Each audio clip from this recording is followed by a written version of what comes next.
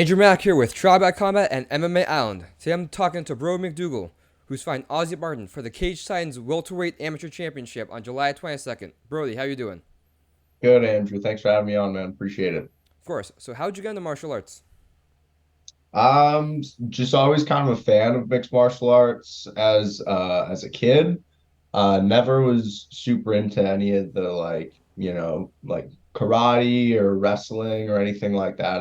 While I was a kid, I just played hockey, and was really just a fan from the outside. And then kind of as my college hockey career was wrapping up, I still definitely have that competitive side of me and that will and want to compete, which I think just kind of led me down this path to mixed martial arts. Get into any good hockey fights? I mean, like I got into like one or two decent ones. Nothing ever like super crazy though, honestly. So when you got into your martial arts journey, did you start at Nostos or did you start somewhere else? Yeah, no, I started right at Nostos. I was actually because of COVID, I was unable to train for my senior year hockey season at the gym I usually would have trained at.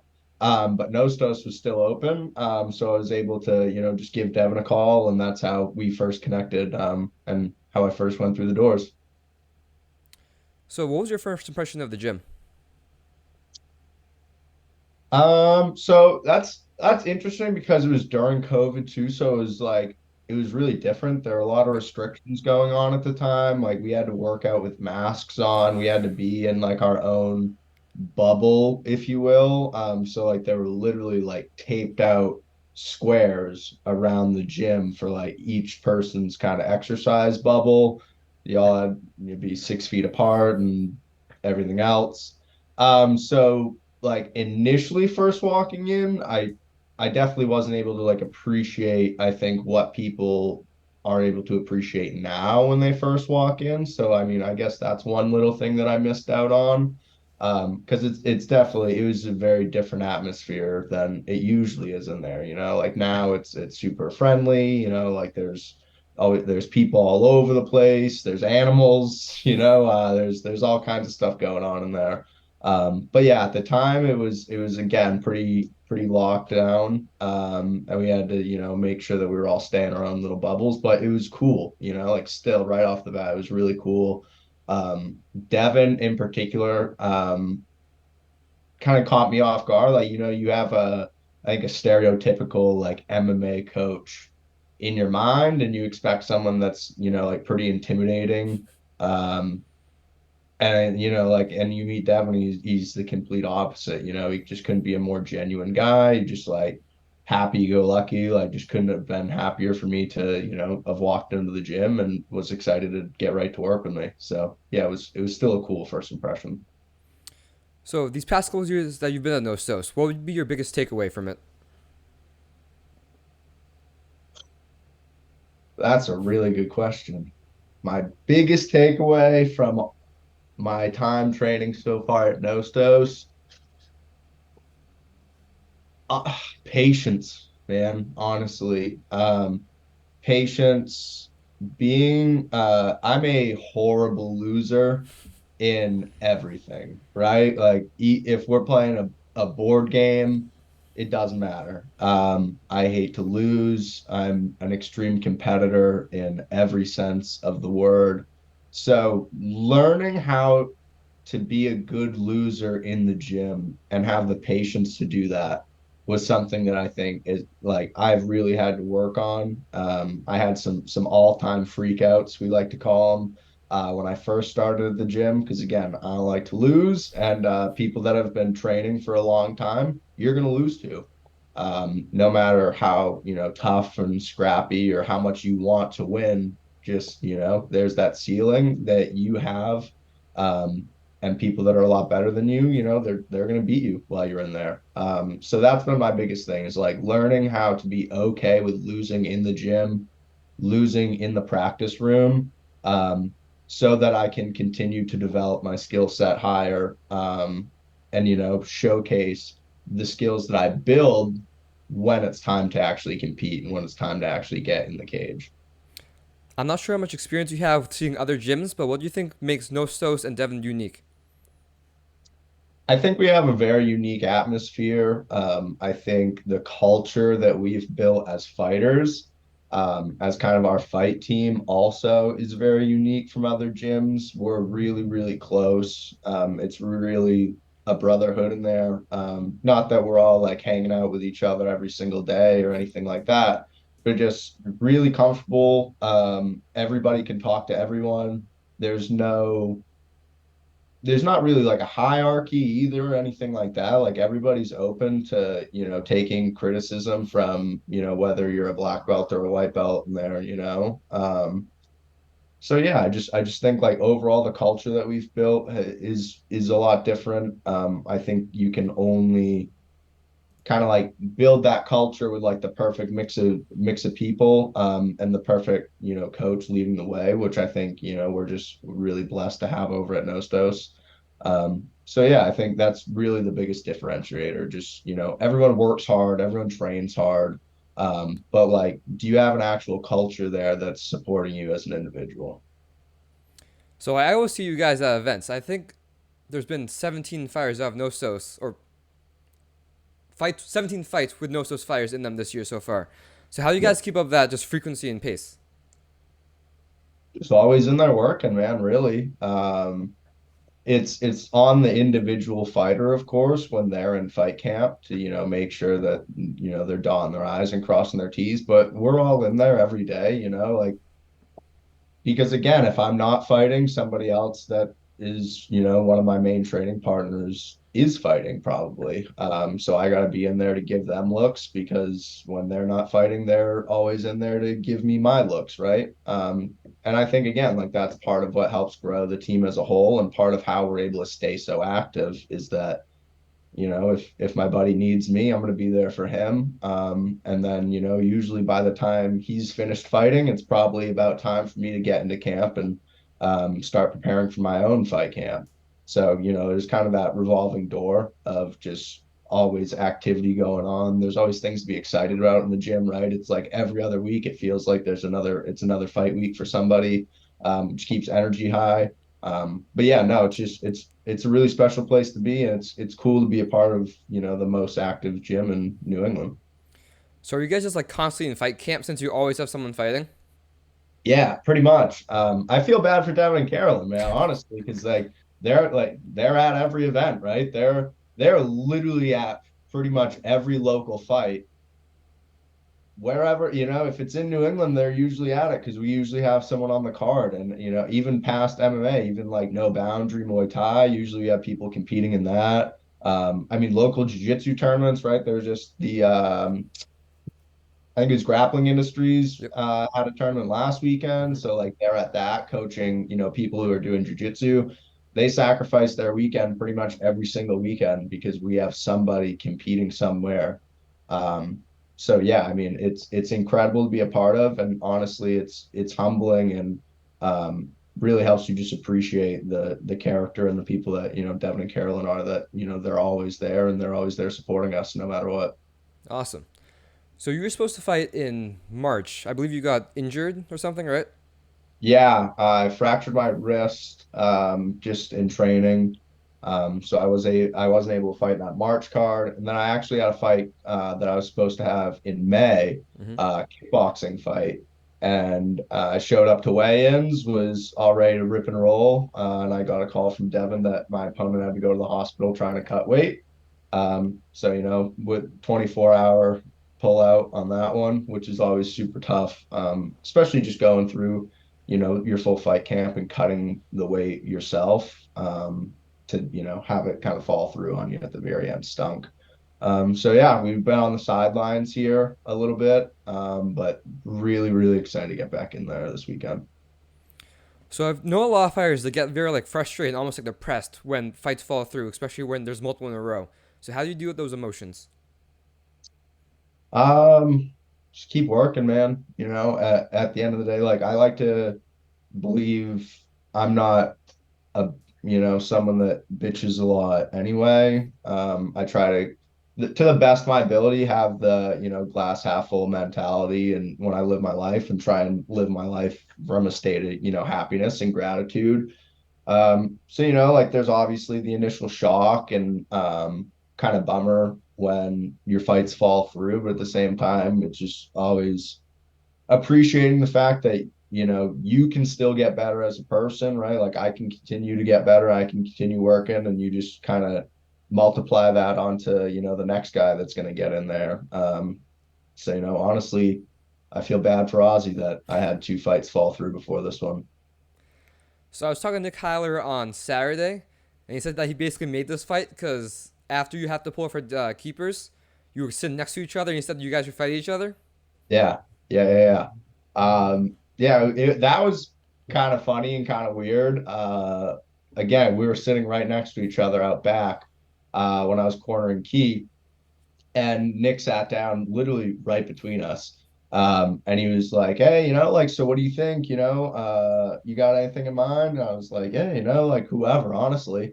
And he just goes, "How about this guy?" He's like, "This guy likes to fight," and like totally like picked the fight right there in the back room. But I mean, honestly, like as much as people give Ozzy shit for like the stuff he did at the end of his last fight, like he was super respectful of me. He was super cool out back. And yeah, we just kind of had the mutual understanding, I guess, out back of that if he won that fight, we were probably going to be seeing each other next. And I was excited for it, and he seems excited for it. So yeah, we're ready to roll.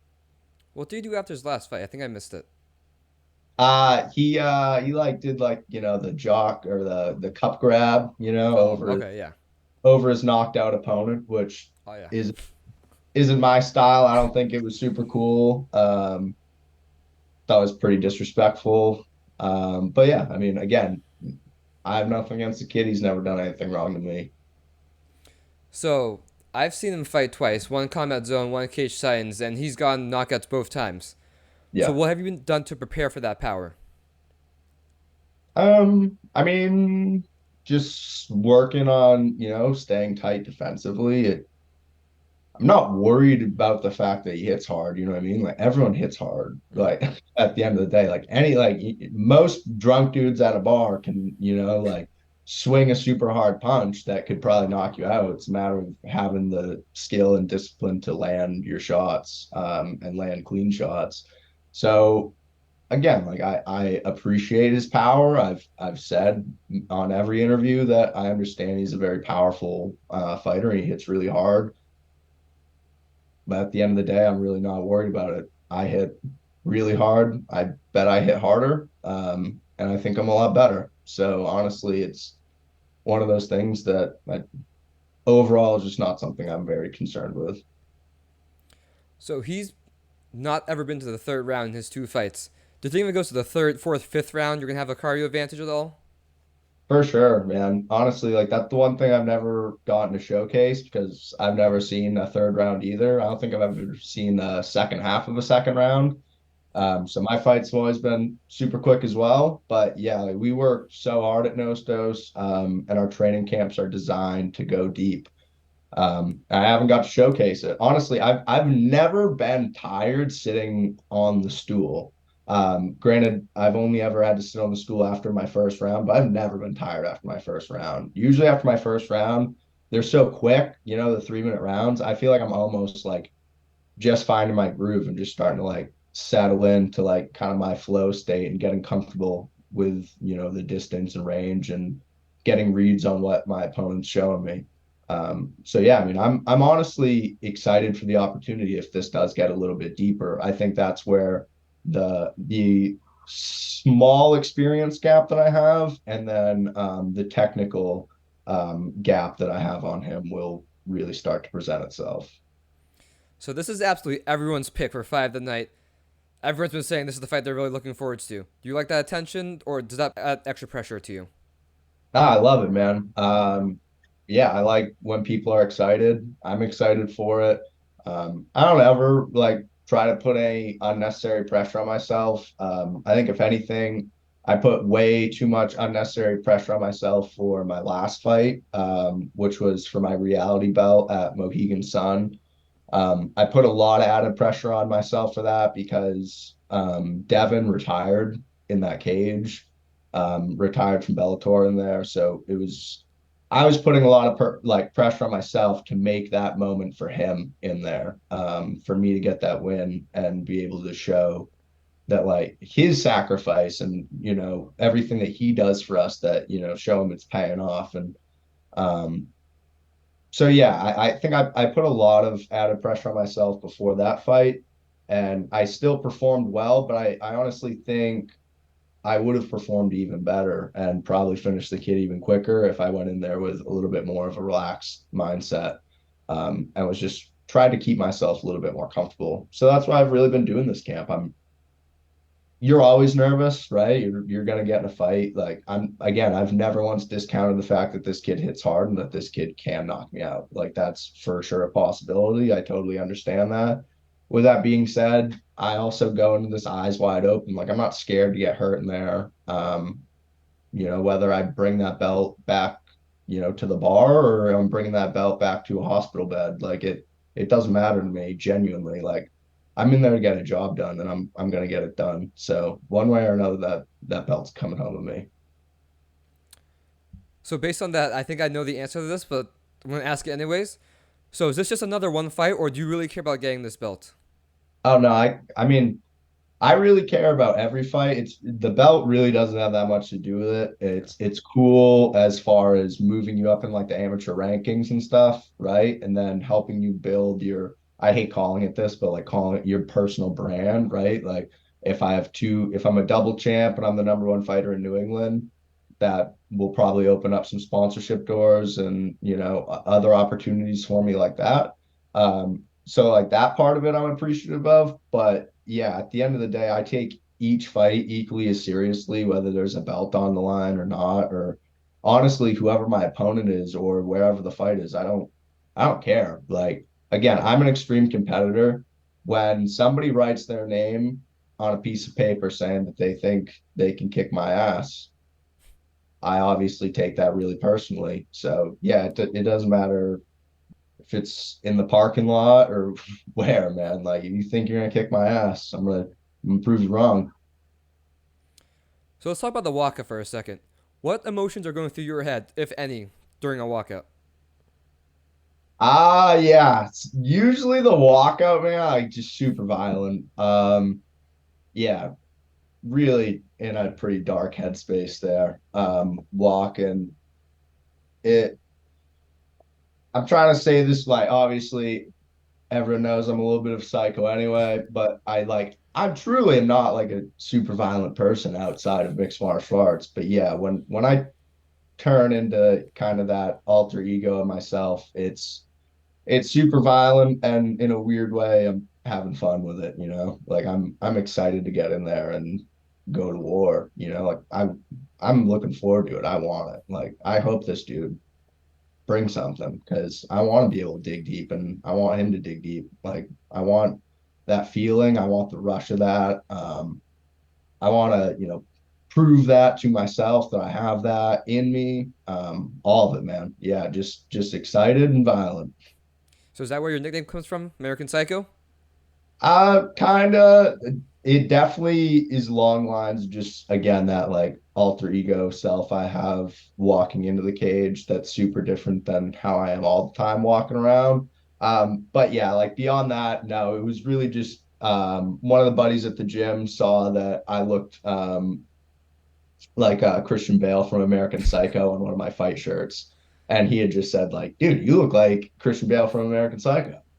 And I was like, oh, like that's kind of cool. And then Andy ended up like really convincing me to take that on as my official nickname because I was super unsure of it between like Stefan Bonner having that pretty like trademarked and just like at the time I was a 2-0 amateur, so like calling yourself the American Psycho after only two fights. I was like, "God, I'm not trying to be that guy, But Andy gave me the confidence to write it down, and two more fights since then. We're 4-0. We're sticking with it. So yeah, that's where the American Psycho came from. So win, lose, or draw, what do you want to leave in that cage? What do you want fans and your opponent to think of you after the fight? Just respect. People are gonna see that I'm super tough, that I work really hard, and I don't have quit, like I'm not going to take a knee for anybody. If he wins that fight, it means he got me out of there. And if he does, cheers to him. Like genuinely, it's no hard feelings. Like we're all competitors at the end of the day, chasing the same goal. And again, like you get super violent going into that moment, but you really like it's nothing against that individual of across from you other than, you're a competitor, they're a competitor, and only one of you is going to get to leave. And, I'm going to do my best to make sure I'm the person that leaves. But yeah, at the end of the day, like I'm not taking a knee. So if it goes the other way, people are going to see that Brody McDougal is pretty tough.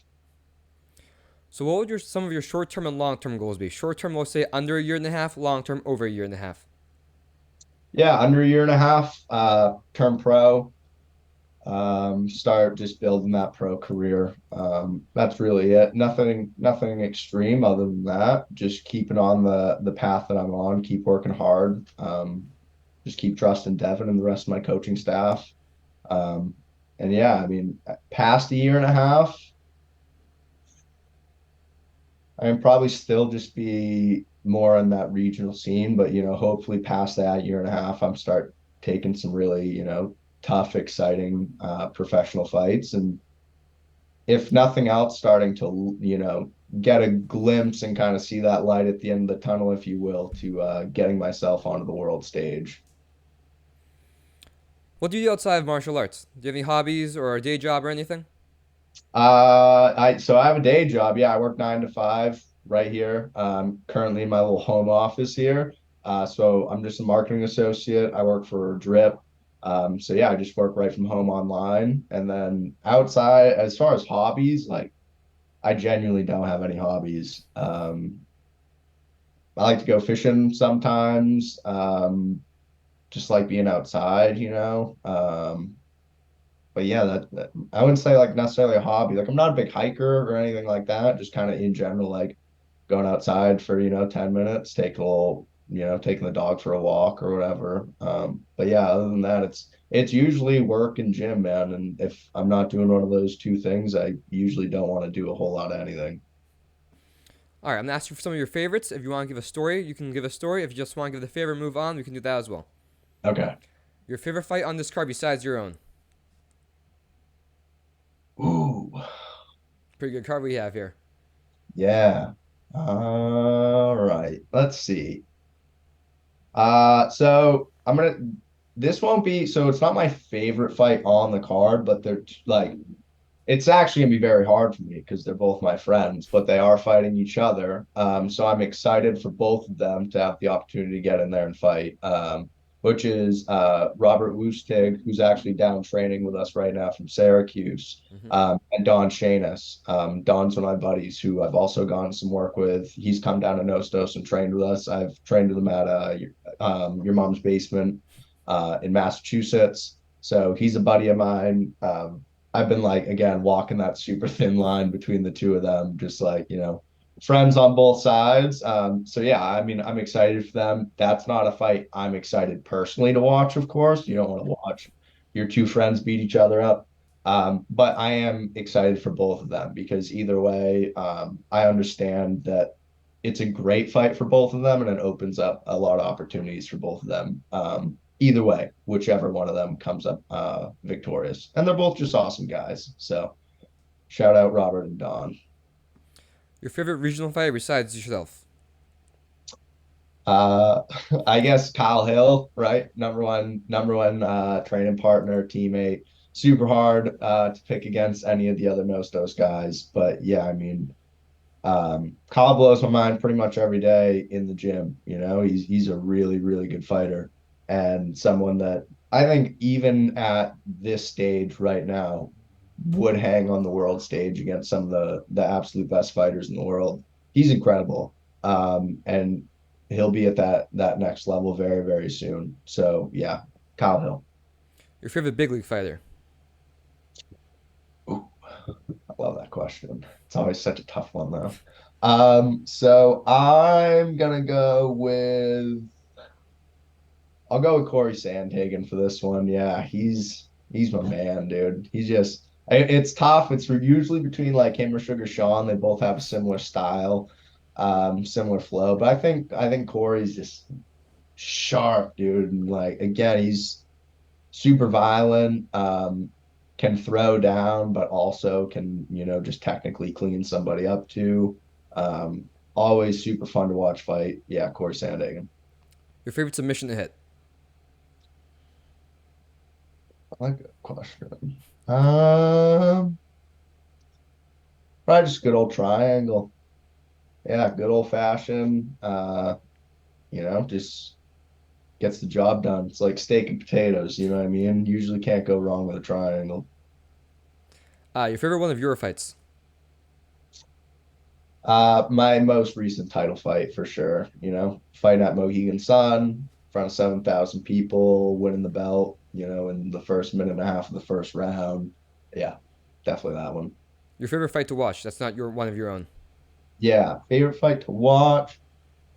Yeah, I'm gonna say because I literally watched it again last night and it blows my mind every time I watch it. Justin Gaethje versus Michael Chandler, man, just throwing down. But I mean, like, there's so many ones you could put in there. Like I like Robbie Lawler, Rory McDonald too would be another one that I would like put up there. Just the dog fights, which again, I think kind of brings people back to understanding a little bit of my mentality and why I love this so much. Your favorite food to eat after like a weight cut or a fight? After my weight cut pre-fight. Either one. All right. So I'll just answer both. How about Okay. that? So pre-fight after the weight cut, probably like a little surf and turf because you got to keep it pretty clean, but also you want to eat good. So Yep. I would say some surf and turf. And then after the fight, when I can just eat whatever I want, um, maybe like a mix of like some wings and a burger. Like I'll go somewhere, get a nice burger, some buffalo wings on the side, and like, nice tall pint of beer. One last question. If you could give a message to yourself before your amateur debut in 2021, what would that message be? Believe in yourself. Believe in yourself. You can do this. All right. That, Anything else you'd like to say? Sorry. no, yeah, no, that's it, man. Yeah, no, I appreciate you having me on. I'm really, really excited for this weekend. I'm excited to showcase all that hard work that I've been doing. And yeah, just ready to roll. Oh, actually, one more thing. So Ozzy's not doing much media, so he won't get a chance to respond to this. But what would be your message to him right now? Show up. Show up. I had two fights just fall through. I can't handle having a third one fall through. So just show up for me. That's it. Just get there. All right. Thank you for your time, Brody. Absolutely. Thank you, Andrew. I'll see you on Saturday. Yes, sir.